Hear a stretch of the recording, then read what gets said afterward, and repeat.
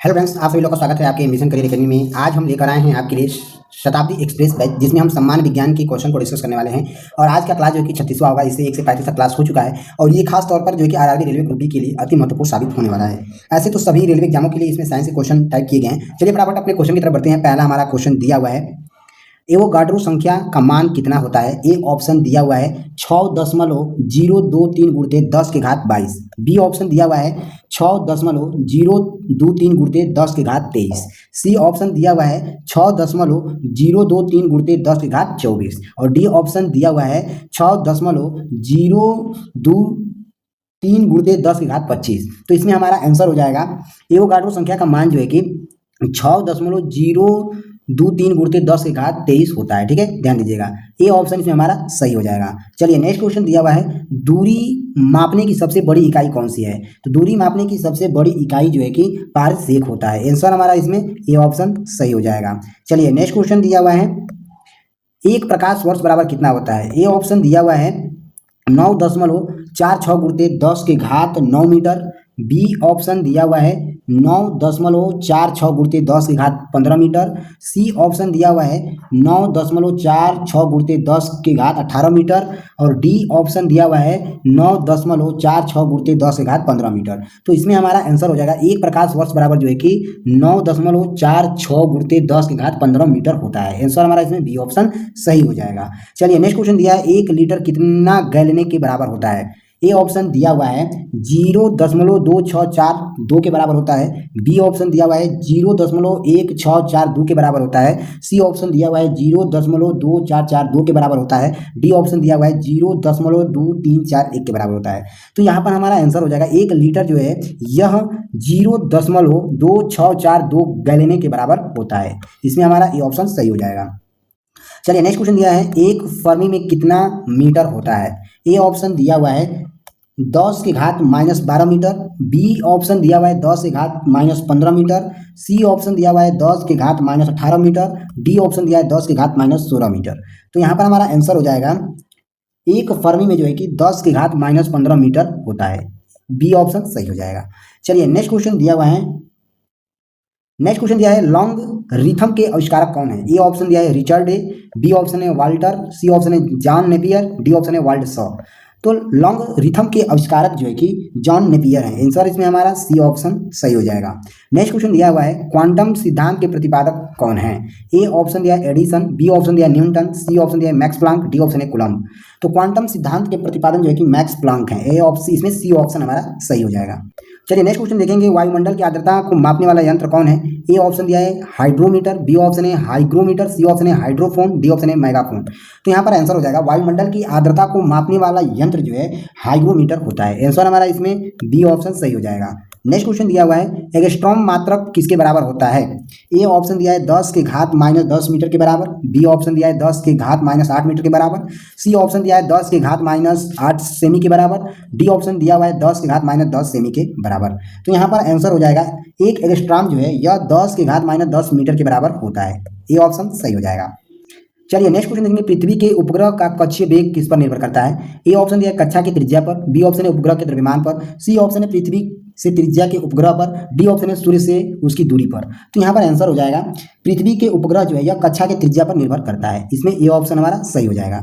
चलिए next question है, घड़ी की चाबी में संचित ऊर्जा होती है। ए ऑप्शन है गतिज ऊर्जा। बी ऑप्शन है दाब ऊर्जा। सी ऑप्शन है स्थितिज ऊर्जा। डी ऑप्शन है कोई नहीं। तो यहाँ पर आंसर हो जाएगा घड़ी की चाबी में जो है कि इसमें स्थितिज ऊर्जा संचित होती है। आंसर हमारा सी ऑप्शन सही हो जाएगा। नेक्स्ट क्वेश्चन दिया है, यदि किसी पिंड के संवेग में जो है कि 50% बढ़ा दिया जाए तो गतिज ऊर्जा का मान क्या होगा। ए ऑप्शन है 50% बढ़ जाएगा। बी ऑप्शन दिया हुआ है 50% घट जाएगा। सी ऑप्शन दिया है 125% बढ़ जाएगा। डी ऑप्शन दिया है 125% घट जाएगा। तो यहाँ पर आंसर हो जाएगा यदि किसी पिंड के संवेग में 50% बढ़ा दिया जाए तो उसका गतिज ऊर्जा का मान जो है कि 125% बढ़ जाएगा। आंसर हमारा इसमें सी ऑप्शन सही हो जाएगा। चलिए नेक्स्ट क्वेश्चन दिया हुआ है, अनुदैर्ध्य तरंग उत्पन्न हो सकती है किसमें। ए ऑप्शन दिया है सभी माध्यमों में। बी ऑप्शन दिया है ठोस में। सी ऑप्शन दिया है द्रव्य में। डी ऑप्शन दिया है गैस में। तो अनुदैर्ध्य तरंग जो है कि यह सभी माध्यमों में उत्पन्न हो सकती है। आंसर हमारा इसमें ए ऑप्शन सही हो जाएगा। नेक्स्ट क्वेश्चन दिया है, किसी माध्यम में अनुप्रस्थ तरंग उत्पन्न नहीं हो सकती। ए ऑप्शन है पानी। बी ऑप्शन है लोहा। सी ऑप्शन है हवा। डी ऑप्शन है पारा। तो इसमें हमारा आंसर हो जाएगा हवा में जो है कि अनुप्रस्थ तरंग उत्पन्न नहीं हो सकती है।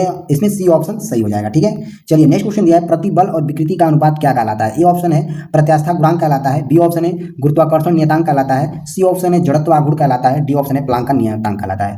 तो प्रतिबल और विकृति का अनुपात जो है यह प्रत्यास्था गुणांक कहलाता है। आंसर हमारा इसमें ए ऑप्शन सही हो जाएगा।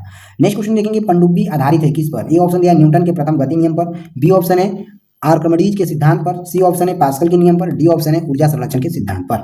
तो पनडुब्बी जो है कि यह आर्किमिडीज के सिद्धांत पर आधारित है। आंसर इसमें हमारा बी ऑप्शन सही हो जाएगा।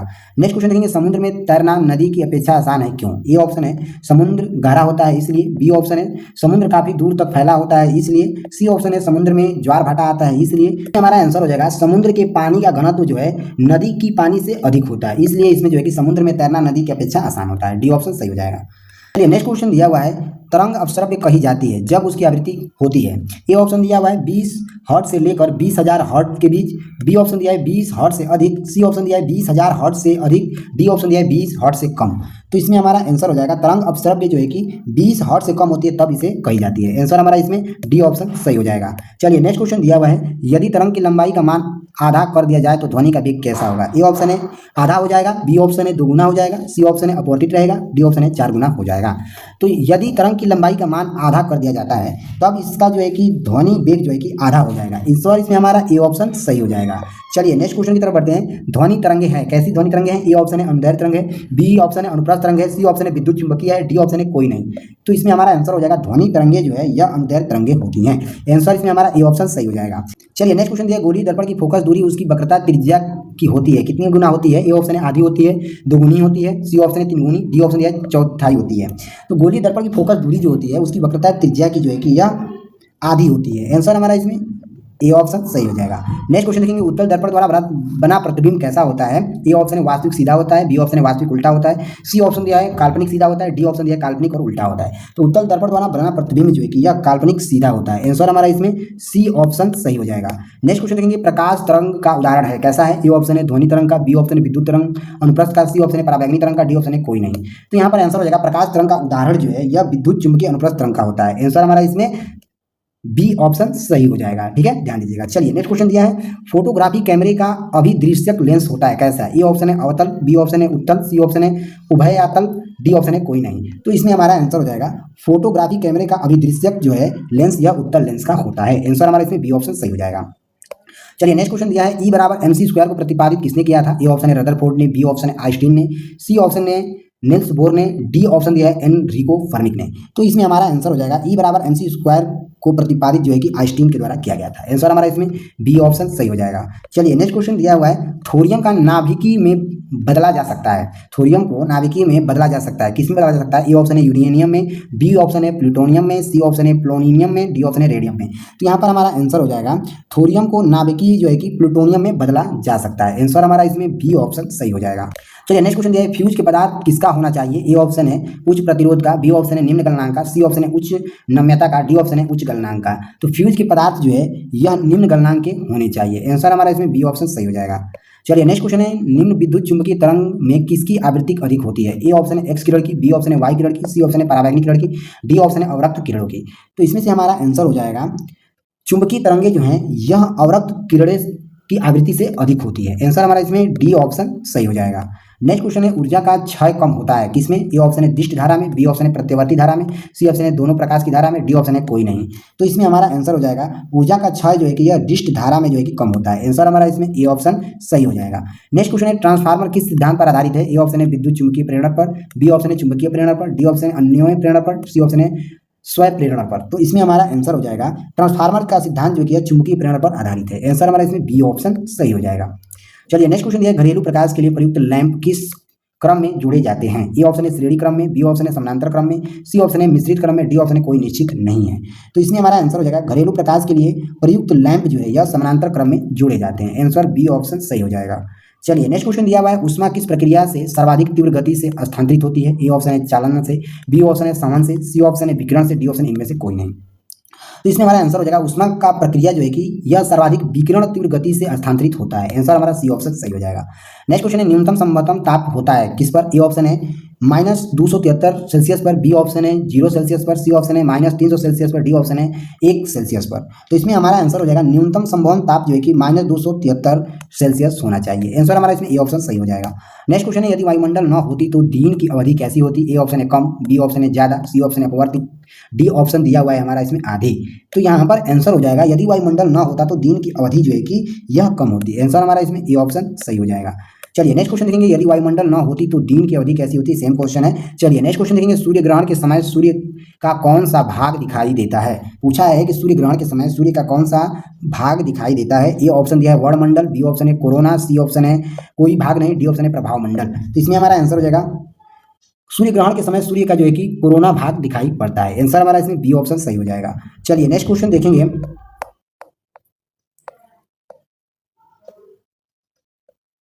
नेक्स्ट क्वेश्चन दिया हुआ है, सूर्य के प्रकाश का आंतरिक परावर्तन हो सकता है। ए ऑप्शन दिया है वायु से कांच में जाए तब, बी ऑप्शन दिया है वायु से जल में जाए तब, सी ऑप्शन दिया है कांच से वायु में जाए तब, डी ऑप्शन दिया है जल से वायु में जाए तब। तो इसमें हमारा आंसर हो जाएगा सूर्य के प्रकाश का आंतरिक परिवर्तन जो है कि कांच से वायु में जाए तब इसका जो है कि आंतरिक परिवर्तन हो सकता है। ठीक है, आंसर सी ऑप्शन सही हो जाएगा। तो चलिए फ्रेंड्स मिलते हैं अगले लेक्चर में, तब तक के लिए जय हिंद जय भारत।